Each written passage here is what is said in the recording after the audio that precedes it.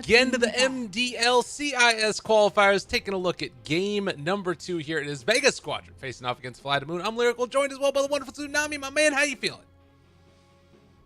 Feeling fearful for Vega Squadron. This is now 2 games basically back-to-back that FlyToMoon have beat them. Remaining. So if you want to look at it as like a BO5 or something, well, I guess that wouldn't work because Vega Squadron only need win 2 to win. But whatever the case, that is a repeat performance, and that is something you are definitely concerned about because that was a pretty stable draft from Vega Squadron. They didn't get broodmothered. They got basically all their favorite heroes, aside from Tiny, which has been consistently banned out by FlyToMoon. And yet FlyToMoon, and they, bullied Iceberg in the beginning, which is also something that I think is worth prioritizing if you're playing against FlyToMoon. And yet, FTM still took it. So now what is the answer? Yeah, I don't know. It feels like there were moments in that game too where they could have tried to, do the group up like we were talking about, and maybe some of the in-game decisions were a little bit, I don't want to say lacking, but like just, I don't know. It felt like they didn't hit their timing right, and FlyToMoon hit their timing exactly when they needed to, with that PL getting pretty freaking huge. So maybe you try and take a more open-ended draft where you can, I don't know, like scale later into the game. That's a possibility. It's tough. Yeah, we can see that. Vega Squadron have typically been a more mid-game oriented team, but evidently FlyToMoon have kind of bested them at their game, and with heroes that also do have late game potential, namely that Phantom Lancer, and hasn't been banned out by Vega Squadron, so still has the potential to come out. And this time Dark Willow was not banned out, and as we mentioned at the beginning of the previous draft, Dark Willow has been a consistent opener for FlyToMoon. Yep. And this is completely to be expected. With the first pick overall, they take that, and Vega Squadron now going to need to come up with an answer. 5 seconds remaining. So again, I kind of like the idea of going for a hard initiator, a Sand King. It makes the game so much easier. They're going to take the Treant Protector and then go back for the Rubik, which is another one of their staples. It's a lot of team fight. Do you like it?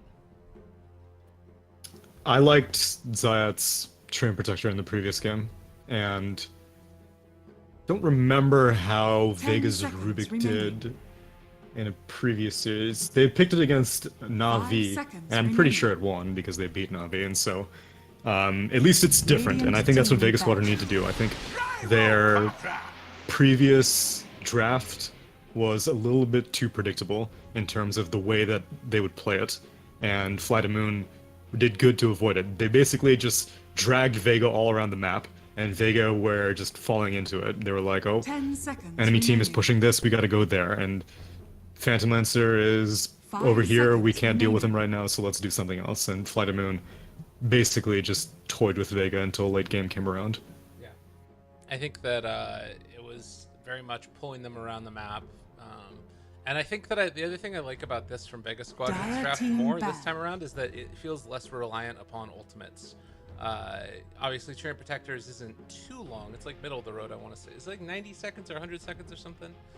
Yeah, I think it starts out at 100 and then it goes down to 60 or something. So to me this feels like it's also though FlyToMoon taking that same tempo. The Death Prophet band, I kind of want to see Vega maybe go for a Juggernaut this game. Get themselves something that can burst through the gyrocopter.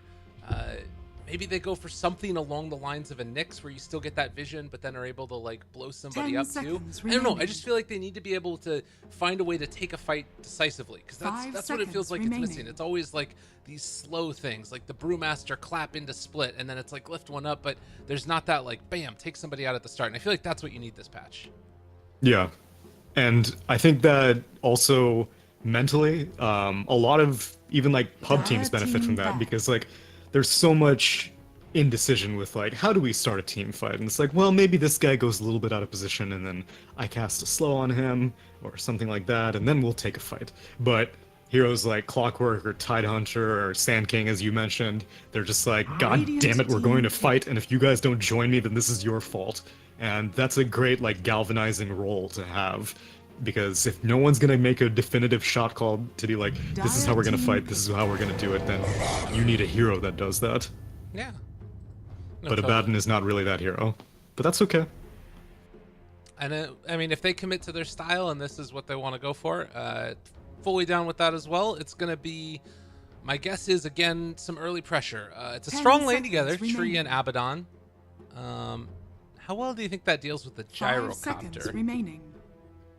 It's not bad, mainly because Rocket Barrage and Homing Missile are kind of made semi-useless. Rocket Barrage because gyrocopter does not want to have to get close to you if you have an aphotic shield up, and Homing Missile can purge off any aphotic shield, any Homing Missile stun, so fairly good matchup. Okay. We'll check that out. FlyToMoon, I mean, based upon the way that we've kind of seen them play, it might just be that Dark Will stays in that lane with them, and then they try and like just constantly pull the small camp. Maybe we'll see Vega Squadron block that out. Pugna's taken, though. Another little bit of a venture away from what we saw before.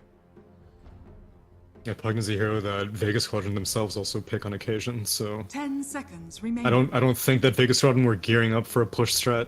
Tree and Protector, Rubik and Abaddon are not enough to prove that to me, and the bans that Vega Squadron went for don't really say like, oh, I don't want to have to deal with any hard push, but FlyToMoon take the Pugna, and their push is looking pretty strong right now.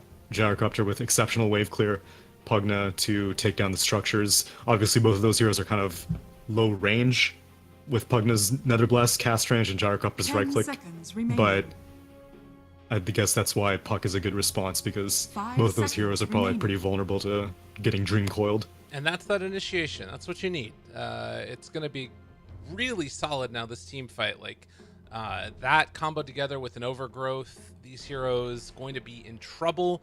Not to mention the fact that if you get into an Axon Puck, you've got multiple different ways to sort of pierce through BKB.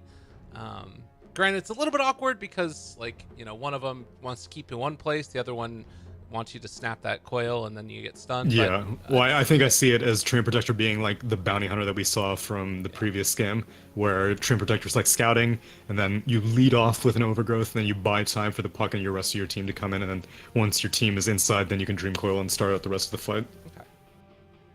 Fourth pick now for FlyToMoon. What do they need to do? They've got a lot of pressure that can come out early on, taking fights with a call down, as you said, hitting those towers with another blast, and they're going to take the DK. So this feels to me like a lot of early tower siege. Where the hell are they laning these heroes? Maybe DK. I guess it off? could be offlane Pugna. Either offlane Pugna or offlane DK. 10 seconds remaining. Either of them sounds good. 5 seconds remaining. This is interesting. Because I don't think that Vega Squadron were going to pick DK this game, mainly because DK is not that great against Pugna. And so I'm not willing to call it a denial pick, but then FlyToMoon have not gone for like a tri-core setup before, so this is a little bit out of their wheelhouse, it seems. Yeah, it is a little bit different. Maybe again they recognize with like Abba and Puck, their scaling on Vega Squadron isn't going to be the strongest, so you just wait from later and later times. And I mean, honestly, they can take towers still, regardless of it.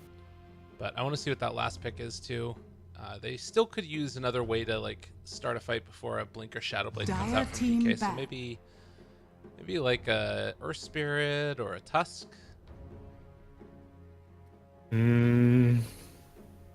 Well, I want a 1 position.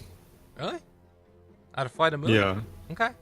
Oh no, on Flight. Wait, what? Oh, sorry. I thought you meant Vega Squadron. Oh no. Yeah. Any sort of generic 4 position I'd be okay with. Elder Titan was banned out, and so, yeah, Tusk would be okay. It's probably the best one that I can think of. Yeah. I guess they could turn Willow into a 4 and then get like their Disruptor back again, which has not been banned out, and that would be pretty good against Puck. I think here you might think about banning out Terrorblade. Who else would it be? Maybe I don't think they could play Terrorblade. on Vega? Yeah. Oh, yeah, William, you were talking about who FlyToMoon's last ban should be, right? Yeah. Yeah, so I don't think they could play Terrorblade. Their main carries are Lycan banned out. Lycan is not banned out. Oh, they banned Terrorblade. Good call. I mean, even if they don't play it that much, it's still, that hero's so freaking good. Yeah.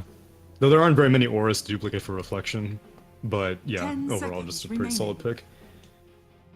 So they play Lycan 5 seconds on Vega remaining. Squadron. They play Visage as a core, which I would be actually not okay with because you have to deal with Radiant Gyrocopter. team pick.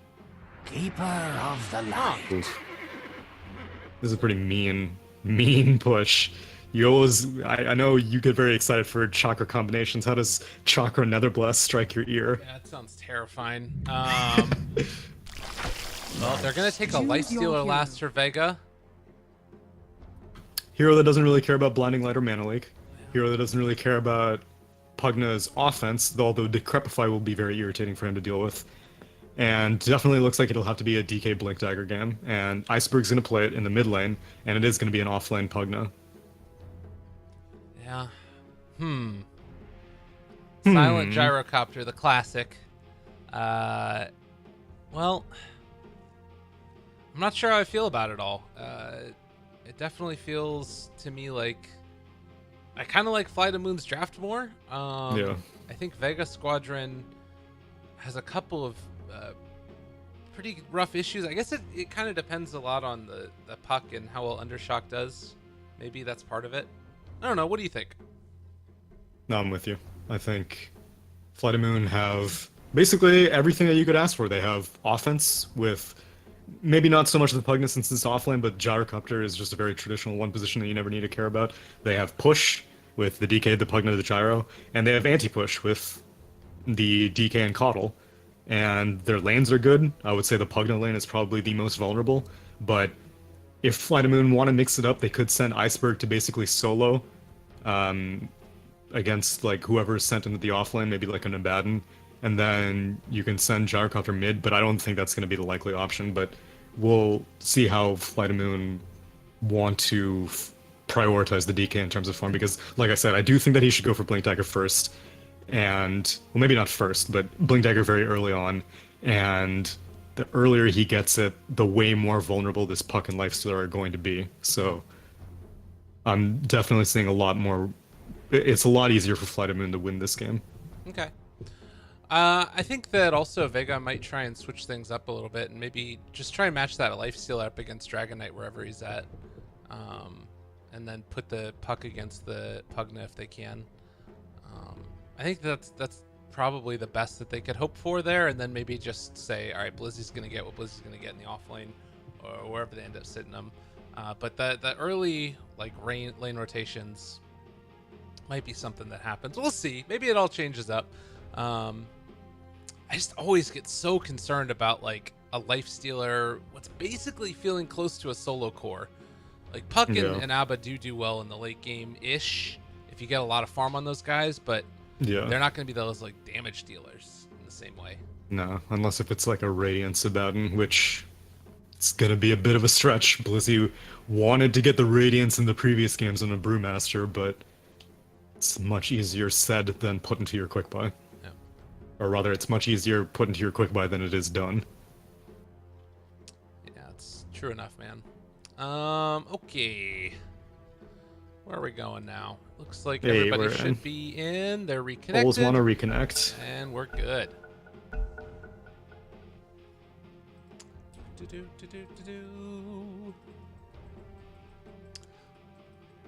Well, exciting stuff.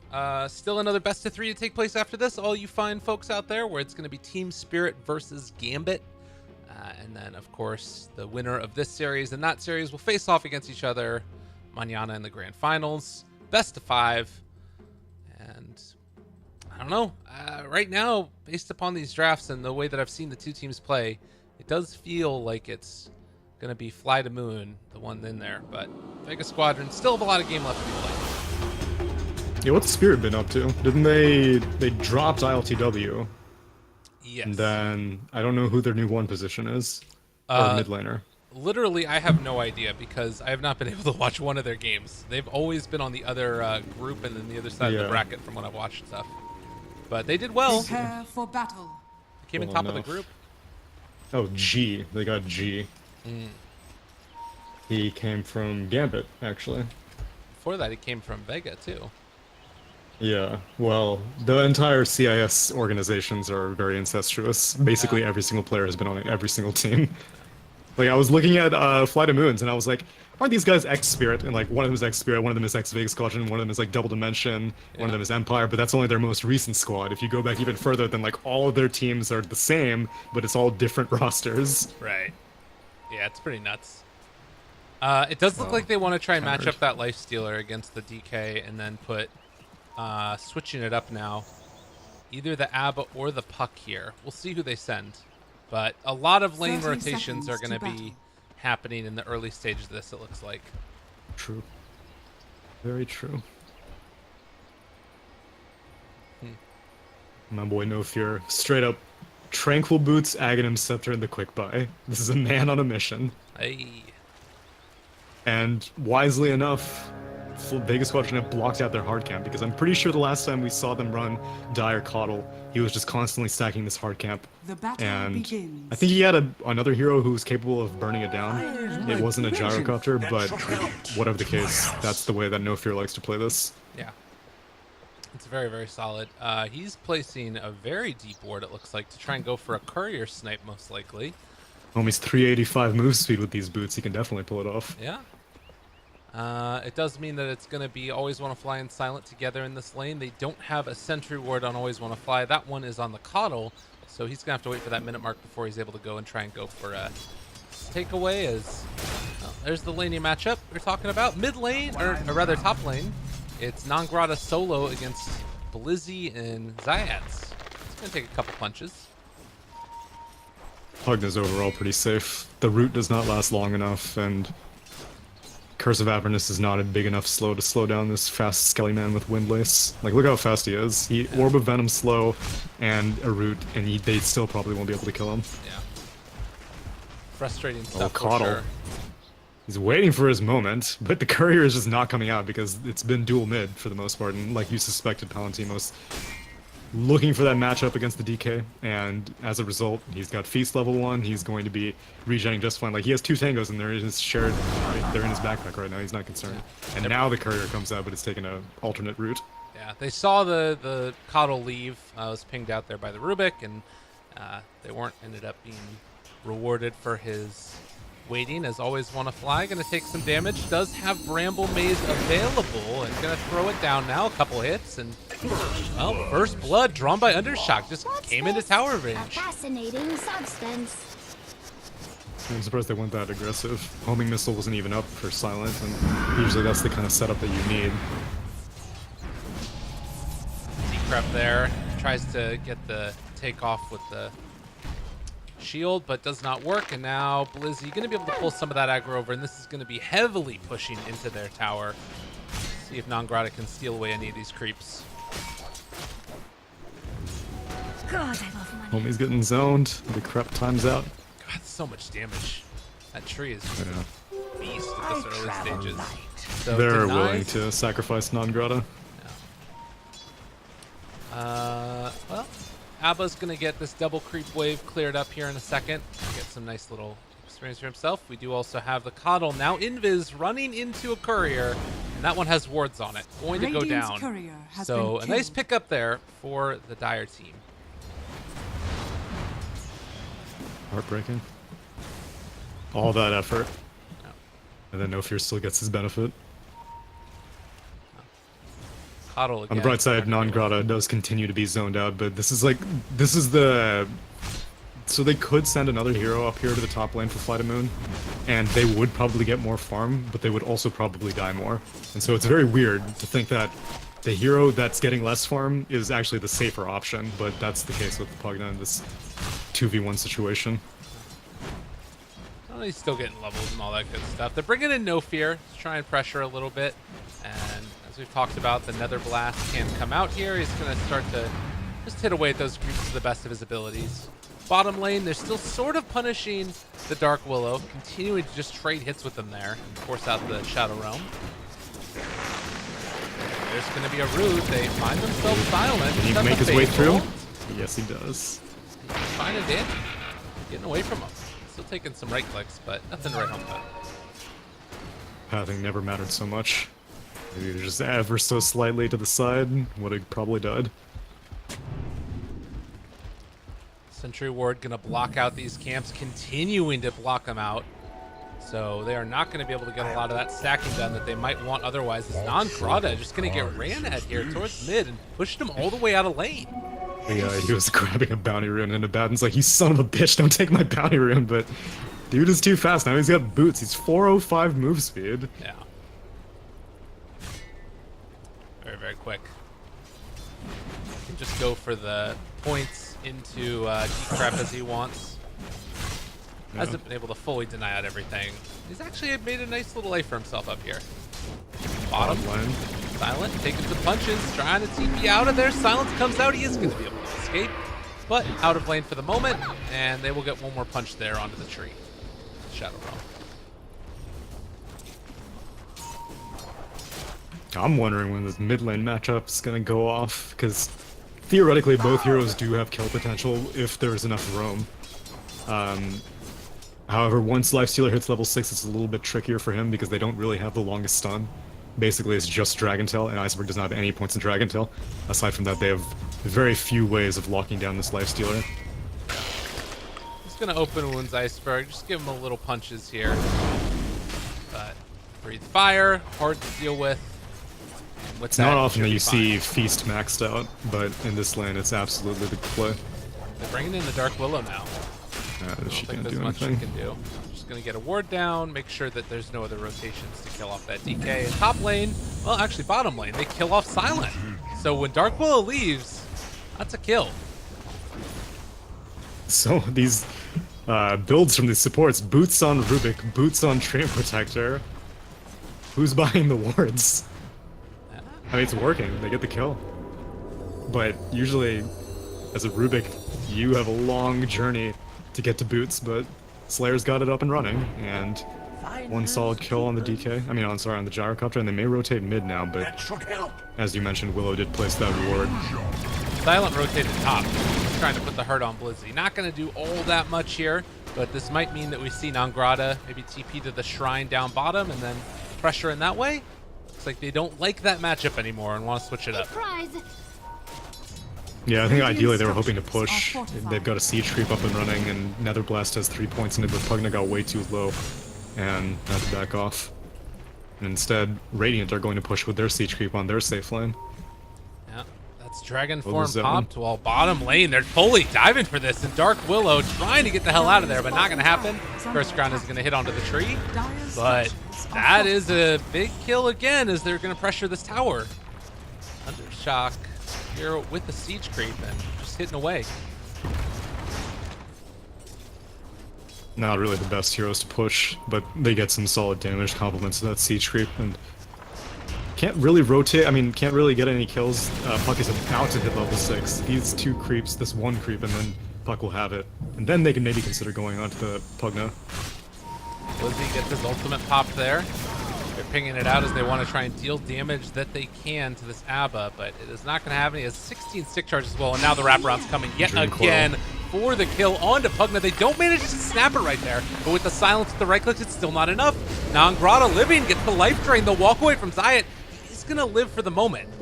So they weren't able to get the stun. Netherblast? Yes, he does. They weren't able to break that tether for the stun. Yeah, Pugna was just dancing around their tower. And not quite enough magic damage to finish him off, and then Life Drain guaranteed that he was okay. Well, while this is all going on, Iceberg back to jungling. Not the greatest of time for the DK, but it's even worse, really, for this Gyrocopter. He's been fairly heavily shut down, 29-9 right now, compared to the almost 50 last hits of the Lifestealer. Yeah, I feel that rotation to top lane may have been a bit preemptive. Whatever push they were going for, like, Gyrocopter was too underfarmed to basically do it by himself. Even if the Pugna was still up there, it was a little too optimistic, and now he doesn't really have a lane because he's kind of stuck in the top lane because Puck TP'd bot, so... He's going to try and play catch-up now. Needs to get to that level 6. Meanwhile, Undershock has already completed the bottle. Thinking about going back now for that blink dagger in a little while. They do have the coil going to land there on a Nagrata. Again, trying to break it, but it doesn't end up working. And so just going to do some fancy footwork around the side. He manages to back away. Blizzy kills off No Fear. On the top, they managed to take down the Coddle. But they still can't take down this Nagrata Pug. Yeah, I can't help but wonder that instead of going for the snap every time, just drag the hero closer to your allies so that you can deal damage. Because, like, I think the options were either you shove the Rubik, either you telekinesis drop the Pugna out of Dream Coil range, or you put the Pugna inside tower range. And over-predicting the distance on the coil, I guess. Well, Silent gets level 6 now. This is all spotted out, of course, by the tree, and we'll see if they decide to try and chase this down. Silent thinks he has a free kill here. There's still the tree in the area. He gets an item delivered. Still has his ultimate as well. And it is going to be wow, why are they damage, but not enough. Yeah, they are heavily committing for that. And he absolutely had borrowed time up. I mean, I guess it is a fairly low cooldown. 40 seconds till it's back up again. Courier, Zayats, punch, root, there's the quick reaction. He should still at least force it back a little while. Yeah. He's not going to be able to get it. Big rotation bottom. They got a smoke. They got level 9 on the DK. Looks like they want to try and pressure this. Yeah, Arcane Rune. This is fantastic. Even if you don't get the kill, at least this is basically a guaranteed tier 1 push. If they do get the kill, that's perfect. So if Undershock steps past this line, he's a dead man. Well, doesn't manage to dodge the Nether Blast. Does still have the orb, and now the jump forward is going to come forward, able to walk away for the moment. Palantimo shows up, though. They drop the coil, connects on the Iceberg. They are going to lose the puck, but do they lose more in turn? Iceberg starting to fall, gets decrypt, but there's the lift back in towards the tower. And with an open wounds back up in 9 seconds. They might still be able to kill off. He doesn't have a TP. DK. Purges it off. There's the Cursed Crown, but they don't have enough slows. He's just going to walk away from him. Lose the tower still. Has fallen. Lifestealer just like went somewhere else entirely. And they, yeah, like you said, they still lose the tier 1 tower. Well, at least Rubik managed to steal a level 4 Nether Blast. Hopefully they can turn that into some pushes. Yeah. Does cost a decent chunk of mana, but they have some ability to do it. Problem is, No Fear is going to keep on pressuring out these lanes, and well, if there's one thing God was good at, it's deep push. Yeah, he's not going to his jungle strats. I guess that's because Gyro needed the jungle more than he did. Yeah. And yet, still, No Fear has still managed to make his way halfway to his Aghanim Scepter. Yeah. He's gonna hit there. Radiant's middle tower is under A attack. lot of damage, and this creep wave is gonna be almost fully dead here with that. They do have Helm of the Dominator here as they're diving in and able to take down that Kona Slayer. But this is going to be an infest gank from the tree after the tower falls. Fortunately, all the Fly to the Moon is in the mid lane. I don't know if that's fortunate. I don't think you're willing to give up another tier 1, but they back off. And now, do you want to Dream Coil a Willow? The answer is yes. Got the silence as well, popping out with some people. Goes to the Shadow Realm, but still gonna die. Leave me alone. With the Treant Protector, like, it's only level 1 living armor, but still, you need to hold on to these tier 1 towers desperately. Tree has felt like he's been one of the main heroes in these qualifiers so far. Yeah. They do have heroes in the area to try and defend against this, and well, Iceberg just backs out a little bit. We're gonna love to disrupt her. Yeah, DK is too difficult. UC Zayat has this cheeky Iron Branch still, so he's waiting for a moment, and if it was some other hero, if it was like a Gyro Copper, he would have absolutely planted the tree and gone for the root, but too difficult on a DK. They do Silent. second spot out. Silent. And they end up finding the hit there. They've got the overgrowth as well. Chase coming. They do have an orb to use and connect onto Silent. Bring him down. Riot's the one that gets the kill. Very solid. Gives Undershock money for a Blink Dagger now. Although top lane's getting converged on, although he has borrowed time.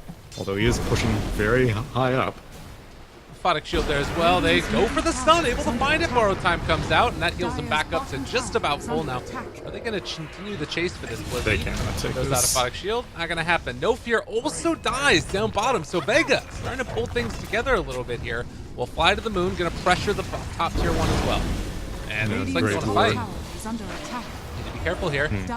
Infested. They're looking for it. Jump out. Able to go now onto the DK. The Terrorize comes out, but they already had the Rage. With that Decrep and the Invis, he's going to be able to walk away from them, but fly to the moon. In some trouble here still with their Dark Willow. They try and turn the Bedlam. They find the stun. They blow him up. And now Javi ended up killing himself as Iceberg going to get ran at. Another Decrep there onto the tree, so they can't find the root, but there's going to be open wounds, and Iceberg starting to fall. They have another Decrep here to try and keep him alive, and with the Gyrocopter coming in, it hits onto 4, a huge turnaround coming in from FlyToMoon. They take down yet another. Palatimo's looking like he is also going to die. Non-Grata saving the day, and Silent is going to be able to make this all work out as the Decrep is there yet again. Palatimo's Armletol going for all it's worth. It's not going to happen. 5 dead. May the elders carry you to rest. Looked good from the start, but no detection for the DK's Shadow Blade meant that not only did he get a free escape, but he was able to turn around and stun the Puck while he was escaping. So Puck went down, and then it looked like Iceberg was about to go down, but the constant decrepifications from non-Grata just made it impossible for Lifestealer to do any damage, and all the magic damage had already been spent on the side of Vega Squadron, so yeah, this is one of the risks of picking up a Lifestealer into a Pugna like this. Yeah, sure, it's great that you can rage off the decrep if it's put on you, but if it's put on someone that you're attacking, you are completely powerless until you get a nullifier. Well, and we did see Blizzy with this Helm of the Dominator have one of those perch creeps earlier, but we haven't seen it in that last engagement at least. So we need to grab another one of those ASAP, as the Tier 1 tower is going to fall, and they're actually going to recall also the Silent Gyro, so they're just getting such good use of this map. Back towards farming. Yeah, we'll see what Iceberg wants to do with his Shadow Blade. He doesn't really have anyone who can help him out in getting kills, and so it seems a bit preemptive. Like I had said, like I feel like Iceberg really needs to get a Blink Dagger, but the early game has gone so well for FlyToMoon that it's really not that urgent for him to get a Blink Dagger. And I guess the problem is that his early game went well, but Gyrocopter's early game went pretty miserably. Yeah. And so even if he did get a Blink Dagger, then there is no follow-up whatsoever, but it does look like they want to use this for initiation purposes. Iceberg looking, trying to find. And Blizzy takes a... is for Slayer. He takes a red Satyr, so he definitely had the option. There's no Dream Coil. Going to connect and kill off Silent. That's a big kill. They are going to find this Rubik in the middle of the jungle, taking away another blast. He throws that back and actually pushes him up on the high ground. Slayer able to walk away, but he is eventually going to fall. They take down the courier to boot. Nice pickup there as Zayat's going to run away. And counter lanes are being pushed on the sides. Not bad. Undershock need to run away from them, but they won't be able to find him. Still get a lot of time on Dragon Form though, so that means this mid lane's going to be pushed, although if you can successfully take the top tier 2, that's worth it. So we'll see how how quickly Palantimos can do this. I don't think he can beat a DK though, and it looks like Shrine rotation out from Gyrocopter, homing missile out, so now Palantimos is pretty much going to have to rage TP. They're going to recall the Gyro actually. They're all going top, and you are going to get pressured on your tier 3 now. They don't have TPs on a couple of these heroes. All right, now Treant's coming back right now. So they do have everybody back. The Photic Shield already used. The Curse Crown is going to connect through that one. He still has his ultimate, which is now going to be popped. Now the turn to fight. He gets a ton of healing in on that Abba Dream Coil onto 2. Silent trying to get away from there without snapping the coil. It's going to wear off very shortly, and now they're trying to run away. Always want to fly. Bedlam to turn it. He's low on the ABBA. Need to run away, but a great overgrowth. The follow-up from Undershock, beautifully played there. Can they get away with the rest of these heroes? They're able to break the TP. Silent going to fall. Iceberg also likely to go down. This tree made it all possible.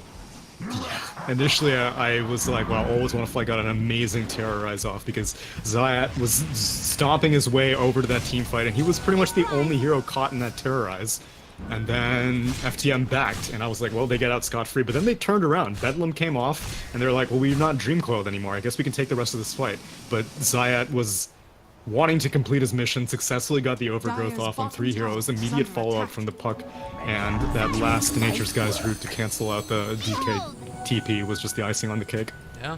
Dire's top Tower is still going to be pressured up top here. Undershock keeping that lane very heavily pushed. Meanwhile, we do have Ping, ping, ping. Rubik scouting out Mr. Nongrauda with all the rest of these folks in tow. They're going to have the net there to begin. Actually, going to start with that other route after placing the tree.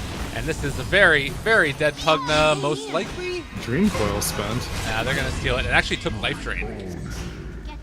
Brilliant. It was all according to plan. Well, they can push this now. Don't have their life stealer there. And he does have a desolator, so maybe don't push it. Yeah. Back off.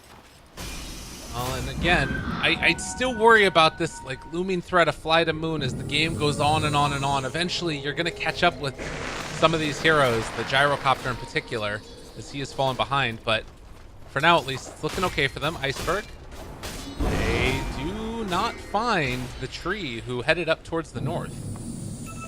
Getting closer to his Meteor Hammer. Slayer's hiding. Also worth noting, ABBA finished off the Radiance.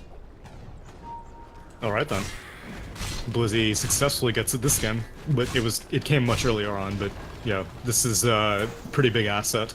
Great against Gyrocopter, great against DK, and overall a solid pushing item as well. I mean, it gives you a ton of damage, and obviously Abaddon has to right-click the tower regardless to get Curse of Avernus on it, and so he's pretty much solo pushing this tower. Scout out, see if there's anybody in the area. They are not going to find anybody. They do, on the Dire team, see the courier moving. It does give vision that the Meteor Hammer is going to be completed for Mr. Tree, who is heading mid. This is pretty big. They're able to break that recall. In some trouble, but they don't have it, and there's the dust. It's just off the mark. Iceberg able to get away. That's a damn shame. Silent end up TPing back home. Now the chase is coming, and they do still have the light still inside of Undershock. They can't see anything. Now they find into one. There's going to be the catch, the chase. They do have eyes on a Nongrauda who gets the decrep off, but still going to fall. Able to phase shift away from it. Dark Willow, life drain, and up interrupting the TP, and they take her down. Shadow Realm does not work right there. So continued aggression, and Vega Squadron starting to fire on all cylinders. Did it cancel the TP? I don't know. I thought it did. I don't think it does. I don't think Overgrowth hits. It's basically like an invisible unit, and I don't think Overgrowth hits invisible units. They just killed her before the TP finished. Yeah, it was the life drain that was like still connected. That's what my guess is, at least. Okay. But I'm gonna have to do some research on that. That's a good question to ask him. Max out Curse of Avernus. Quick Roche, easy peasy. And Palantimos gets himself a Aegis, compliments of a double damage rune. Silent breaking with tradition from his old school ways of Gyrocopter, taking the Aghanim Scepter this game, along with the drums, and picking himself up a BKB next. So I guess that this is one of those like farming type of items. Pretty cool. Yeah, I'm not a huge fan of it. But then again, this Gyrocopter was very, very far behind, and I don't really think he had any stacks to fall back on. And so, like, usually if you have stacks as top lane, Iceberg, please, come on. This is like the third time he's been able to escape with Shadowblade. Yeah, less than ideal. So they do get the DK out of there. Well, at least they can claim some control over the top half of the map. Undershock's got Lifestealer loaded in. They've got Meteor Hammer completed on Zayats. And I think they want FTM to defend this. And it looks like Gyrocopter walks right into the trap. Easy pick off there for them. Still so much damage, and with that Aegis still intact for the Lifestealer, this is feeling like it's going to be the full tier 2 here and maybe just move towards mid next. I don't know what you do right now if you're FlyToMoon, because it feels like they don't have any of the farm that they need. Are they just going to go high ground? It's about to turn daytime. No, yeah. Once it turns daytime, I'm pretty sure they're immediately going to turn around. Or once Blinding Light comes back, yeah, they'll turn out. They got a lot done during that night, because I think Coddle completed the Aghanim Scepter, like, at 20 minutes. And so it was basically just, like, 4 minutes of solid night, and Vega Squadron took absolute advantage of that. But now the tables turn. Although, granted, Vega Squadron still have this Aegis for pretty much the entire duration of this daytime. So if they do want to keep pushing, they can. But maybe you would feel a little reluctant because you have to deal with the heal mainly. Right. Dire's middle tower. That heal's so difficult. Yeah. To contend with. Iceberg. He keeps on being pulled around. It looks like they want to try and set up on mid lane. Roots doesn't end up connecting, but Blizzy, he don't really want to go on this person. This is a hard kill to find.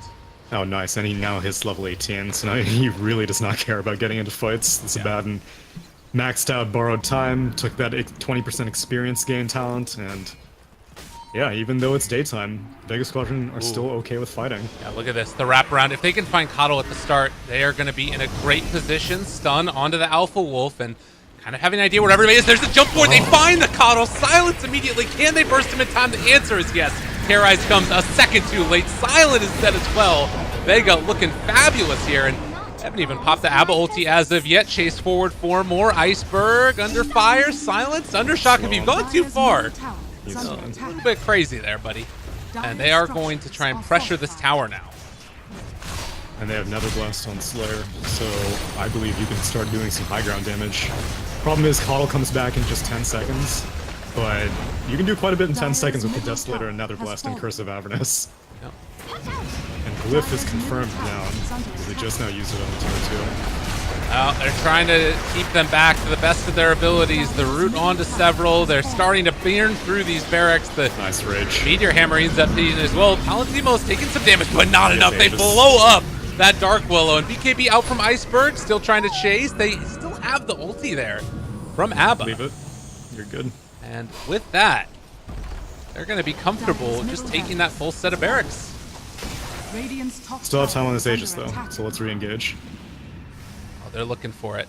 They have Overgrowth. Oh, God. Oh, it's all going to fall apart. They do get away from No Fear for a second. They're going to try and get the Blinding Light pushback, but he's already dead, and there's going to be the break. Catch again. Double kill for Palutimos and Vega Squadron. Looking fabulous in this one. Excellent fake back. They were all pretty low, in fact, and does someone have an urn or something? I don't know. Whatever the case, like, they all came back to full, like, very, very quickly. Yeah. I mean, Tree and Abba. FTM were not expecting that. They also have Helm of the Dominator aura. That's true. Good point. Definitely a big factor, and still have borrowed time in 3 seconds. Now Palantimo's gonna be going a little too crazy. I mean, I know he still has the Aegis, but you've claimed a whole hell of a lot. 2 Raxes, 2 complete Raxes. Fear's just gonna make them go even further away. I mean, they still have Abba ulti. It just pops and turns, and they're gonna go onto Silent again. Is this too far? As Vega Squadron looking to try and finish off this game, it looks like they are gonna leave Silent alone and now turn their sights to Always Wanna Fly. Aegis expires. Coil back off cooldown, chasing forward for Non-Grata there. They land it onto the Pugna. On the other side of the fight, it's still engaging from No Fear, trying to keep them controlled while Iceberg is getting ran at. His BKB, his pop's gonna wear off shortly. Oh, did he crap a fray? And Blink. Running away. Need to be careful. Palutimos gets the infested side. He's able to walk away. So they are getting away with the Abba, and the Lifestealer's ultimate's about to come back online in a second. There it is. The turnaround. It comes again. They're muted and taking down the Gyrocopter. Iceberg also trying to run. Oh, it's Puck. And that is a kill onto the DK. Oh, lordy. It's nighttime now. It's party time still. The battle that never ends. 17,000 net worth lead currently. No Fear Oh, he's trying to close. keep him alive, but he is going to end up falling to the Radiance Burn coming in from Blizzy. A godlike Undershock. And, well, they Help can me, still brother. get out of there. Help me, brother. He's going to TP and walk in, but GG's called. They've had enough. Vega Squadron tied up 1 game apiece. Wow, okay, well, so much for conservatism, I suppose, because Radiant that game could have very well gone on for like another 20 minutes or so, but Vega were like, no, these guys took a major from us, we want to put them in the dirt, and paid off this time, but I could have just as easily seen it going the other way around, but Vega Squadron come out on top, and even out the series, 1-1. Very, very solid stuff. And I think the tree to me felt like such a key part of that. Anything that really sticks out to you in that game, things you want to see changed in game number 2 for FlyToMoon? I think that they were in a position to win this game. I suppose they weren't really, I don't think they were respecting the Abaddon enough. They were not expecting Curse of Avernus push to be so effective, and then they were not expecting him to have a level 18 borrowed time, and the Radiance was just the topping that made it that much better. And I think the Helm of the Dominator also helped out quite a bit, like you said. Helps with the push, helps with the regen, and allows your team to stick around in a fight that, usually up against a Coddle in daytime, no team can stick up against that fight unless if you have a pipe or something, but they pull it out. And now, Game 3 Decider, most teams are going to have to give respect to all these pretty signature heroes that are coming out, so we'll see. Absolutely. Well, stay tuned, everybody. More to come in just a few. Vega Squadron versus FlyToMoon. Winner is going to be in the grand finals of the MDL Major qualifiers for the CIS region. See y'all in a few for game at number 3.